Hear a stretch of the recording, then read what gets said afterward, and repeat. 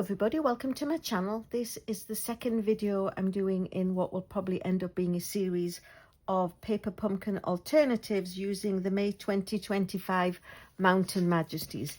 These are the 3 cards the kit intends you to make, but as I explained in the first video, which I will link into the bottom of this one, it has an awful lot of layers which get dimensionalized onto the front. And to be honest, I felt the kit, the cards themselves, were just pretty wonderful. So for example, this is a card base, and then there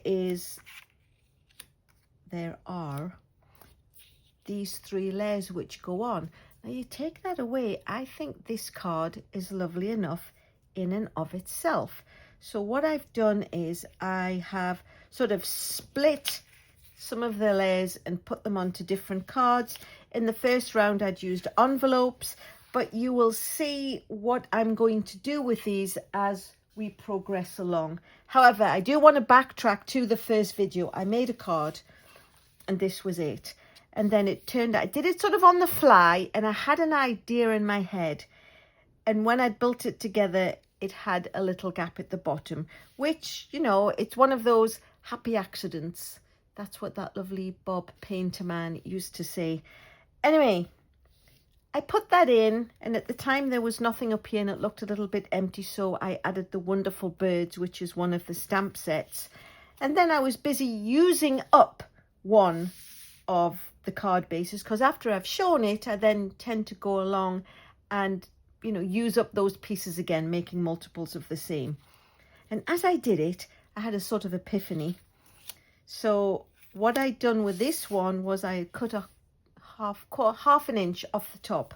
That was the mistake. So I left the piece as is. So this was the card, and it was the it was the back of the card we're using. So this was the card with its layers as intended, and it was this bit. So what I did was I cut the card in half, of course. I went and I cut each piece out, and then because I'd cut the ½ inch off, when I moved it up there wasn't enough spaces. So what I did was I took the bottom piece and I just left it at 4¼ inches wide. I took the next one and I sliced a 1/8 off each side, so it's slightly smaller. And then the top piece, didn't do anything with the topmost leg, just down the sides. I cut a 1/4 inch off each side, which reduced it by ½ inch. So now when we build it, and I'd already got that stage, I'd actually even got the glue onto the next stage and thought, no, let me show my lovely people how we do that. So it would fit here, so I'm going to lift it up just a little bit and put it so it's across just the pecan pie. So going back to the beginning, the card is 8.5 by 5.5, scored at 4¼ of Misty Moonlight. This is the colour of the spot which comes in the kit. So Misty Moonlight, and then I've taken a piece of pecan pie and cut it down to be 4 by 5¼ and then the front of the card, because it's half a card, is 4¼ by 5.5, and like I say, cut off 1/8 on each side, cut off a 1/4 inch on each side, and then it left this loveliness. So I stuck some dimensionals to the back, but I also stuck some strip dimensionals which get sold in the catalogue and look like this. There's quite a few in the pack because the circular hexagon ones come in the kit. And now we can put this piece on the bottom of the card, so it's the full 4¼ wide, and now it hides everything. And the reason I put the strips on is because I stamped the happy birthday stamp. This happy birthday came out of the August 24 kit, but it was just the right size and it was a sentiment I wanted, because the May kit, the current kit, is more geared towards Father's Day, and I have my Father's Day card, and I'm more likely to send multiples of birthday cards. And the trick with dimensionals is if you have too many and you put a dimensional on top of a dimensional, it makes it too fat to go through the post office allowed thickness. So what I did was I always try and put my greetings, if they're going to be up on a dimensional. Can you see how that's bending down? So even though when the card comes out of the envelope, it's sticking up and it's got the dimension to fit inside the envelope, it tucks down inside there and it will go for the price of the stamp. So we're going to make sure we've got that in the right place, and then all I need to do is add some birds. So I am going to, oh, wrong ink, didn't I just say it was Misty Moonlight? So I'm going to bring in the Misty Moonlight stamp.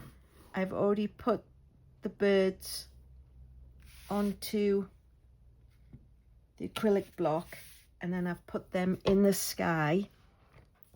So there is here's the card I made with the idea that I had, which didn't work fully out, and here is the card as I had intended.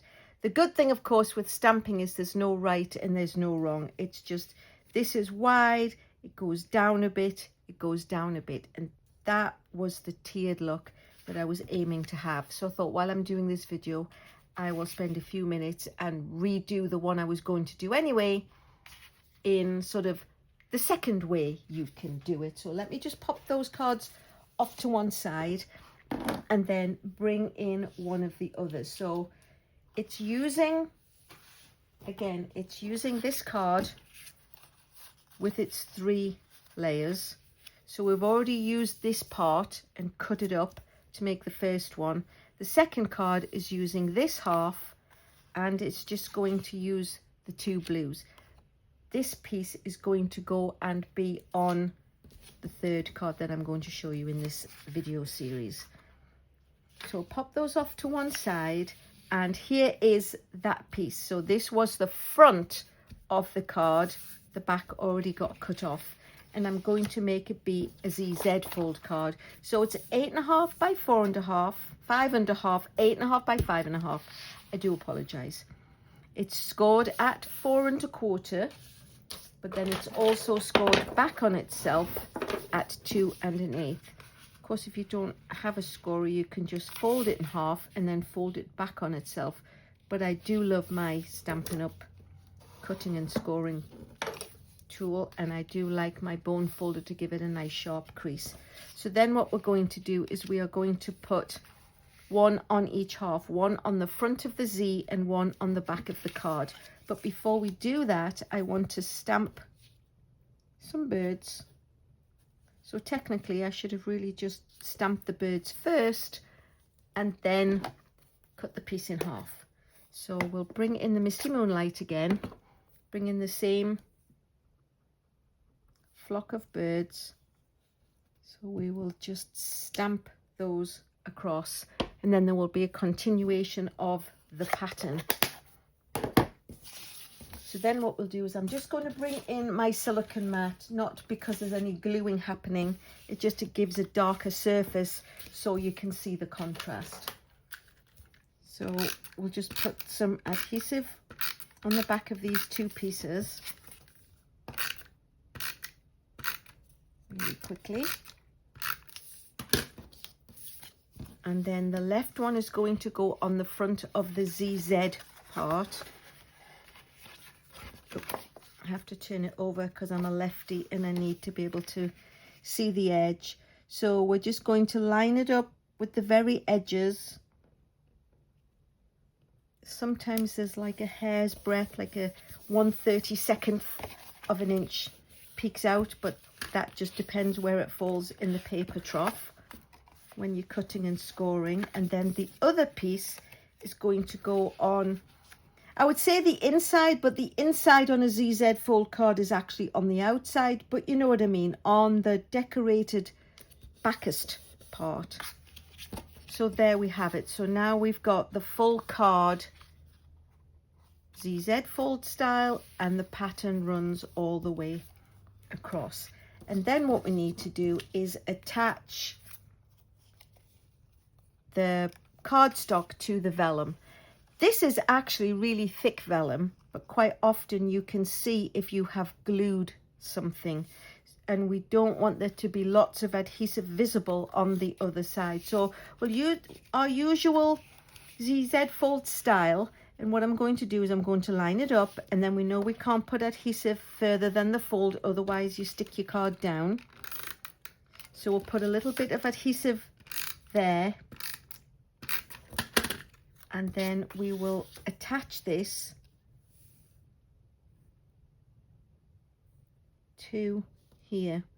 And on the last one I did, I found I was able to put just the tiniest little dot of liquid glue in the corner, just to try and stop it from flapping around. So really it's honestly just a teeny tiny little schmear. That's a good New York word, isn't it? A bagel with a schmear. It's funny, the phrases that you learn when you live somewhere long enough. So you can't actually see the glue on that side, but it's just enough smearing that it will actually hold it together. So again, what we're going to do is we're going to attach this just to the left hand side. So I'm going to do our usual ZZ fold trick, but I'm not going to put the glue up onto the vellum. The adhesive is only going to go where the cardstock is. So you can see I'm only putting it where we know the cardstock part of it is going to obscure. And then we will stick it to the left hand side. We know we're not sticking the card down because there's no adhesive here, and there's none peeking through the vellum portion of it. And then what we need to do is attach the greeting, and it came with this lovely greeting, and it says, "Thank you for being the person you are." So what we're going to do is we are going to put some adhesive down the right hand side and attach it to this piece,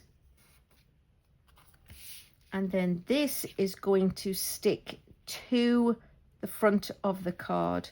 And what I wanted to do was just tuck it under that vellum so we get the birds peeking out. But again, we know we can't put it further than the fold line. So we've got glue on just the right places. And I'm going to just lift that vellum up gently. Oops. Lift the vellum up, but not the greeting. And stick it down. So we see there's no adhesive on this side, but then it's ZZs and there's plenty space inside to put the greeting. So that is the card made using the card front with a piece of basic white and 2 of the blue layering pieces. So I'll pop that off to one side, and then what we'll do is we'll bring in the third and final piece. Oops. Throwing things on my floor. So we've got the final piece, which is the largest, and it looks like sand, I guess. I would call it sand. So I've taken a piece of petal pink. I did laugh in my previous video, I called it Blush Blossom, which is one of the colours that Stampin' Up! Used to have. And someone said, "Oh, I love that you said Blush Blossom." So thank you. Thank you for chuckling with me at myself. So it's 8.5 by 5.5. It's scored at 4 1/4. And that is what the card base is going to be. I know we normally put little white pieces inside, and you could do that if you wanted to, but because this is such a light colour, you can actually just stamp and sign your greeting on the inside. So what I wanted to do with this was line up the sand, but on the card, there is the look of a moon, and on actually one of the other cards it's got a halo too. So what I'm going to do is I'm going to lay this down. I'm actually going to put it on a piece of computer paper, scrap paper, because I'm going to do some blending, and I'm going to bring in the Petal Pink, aka Blush Blossom, and I'm going to bring in my blending brush. But so we have a moon, I cut a circle out of a post-it note. So I'm going to just lay that in place and stick it down. So now I know that wherever I do with the Blush Blossom, it's going to have colour on the top,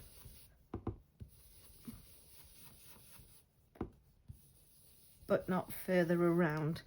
And then because we want a halo effect, I'm going to leave that there, and I cut out a bigger circle out of a bigger post-it note, and I'm going to pop that over.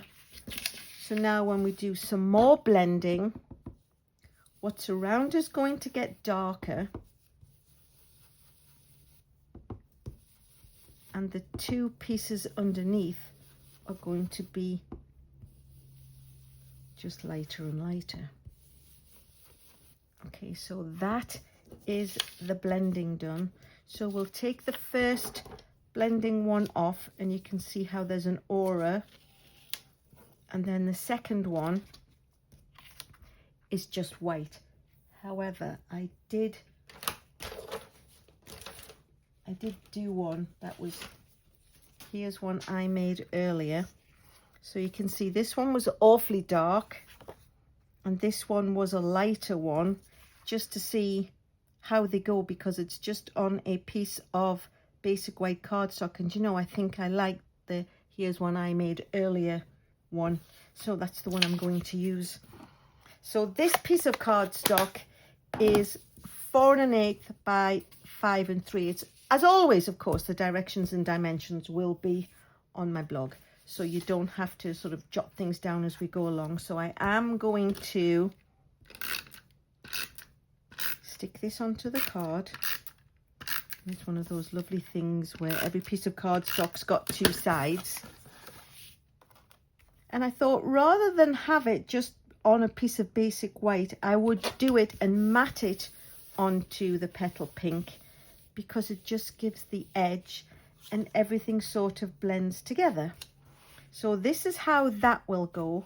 What we need to do is stamp the greeting, and I'm going to stamp the happy birthday, which the stamp is missing. I put it down somewhere and have completely, actually I can't believe I've lost it. Oh my gosh, I don't know where it's gone. Anyway, not to panic, it will turn up. But in the meantime, what I'm going to do is I'm going to attach this with the usual dimensionals, and they are going to be just around the edges, because we want to do the same thing of having enough space in the middle that we can put the greeting. So let me just fling these off. I'm actually a little bit, well, what the heckish about this. Anyway, make sure they're all sticky. I'm distracting myself with the loss of my card. So make sure, that's another favourite trick of mine, is to build a card inside out. So it opens, I mean, I know I'm a lefty, but I do like my cards to open the right way round. So we'll go ahead and stick that on. So now you can see how the sun and its aura are sticking out nicely. Then I'm going to bring in the birds, but at this time I'm actually going to stamp them in the pecan pie, because I want there to be sort of a monochromatic feel to the card. So we'll put that one on there, and actually there is another little set of birds, just a wee couple of them.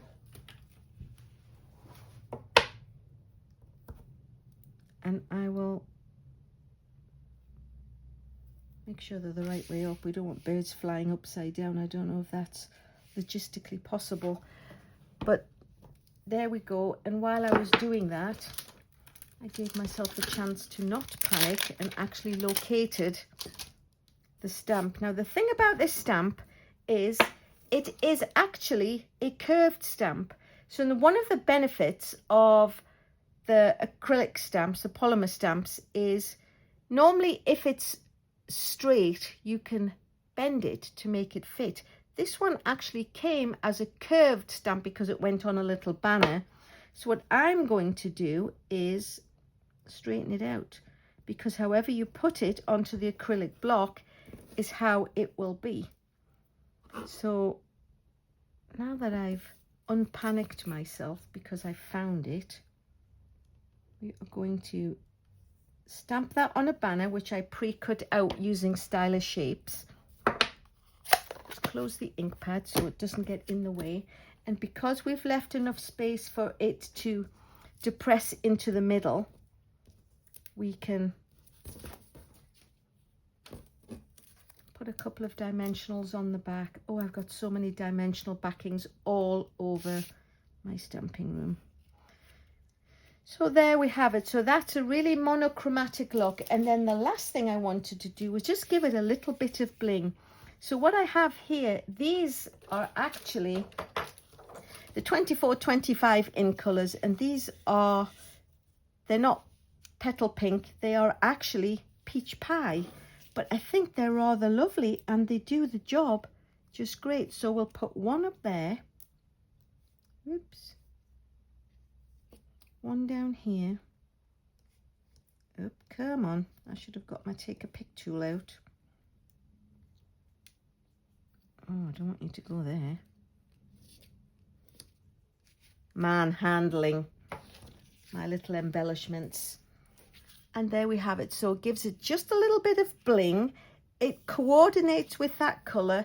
And that, my lovelies, is the third card. So we've got the cards that we made. So this was the back. I'll just bring the card back in so you can see it. This card we made with the back, cutting the pieces apart. This is the card we cut in half and we made it using the ZZ fold style with two of the pieces. And then this one was the third piece and we airbrushed the moon. So another 3.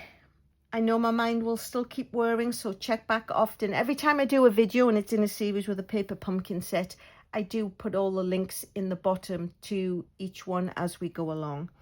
If you like what you've seen, please consider subscribing. If you've got a comment or a question, pop those in the box below. As I said, all the directions and dimensions will always be on my blog.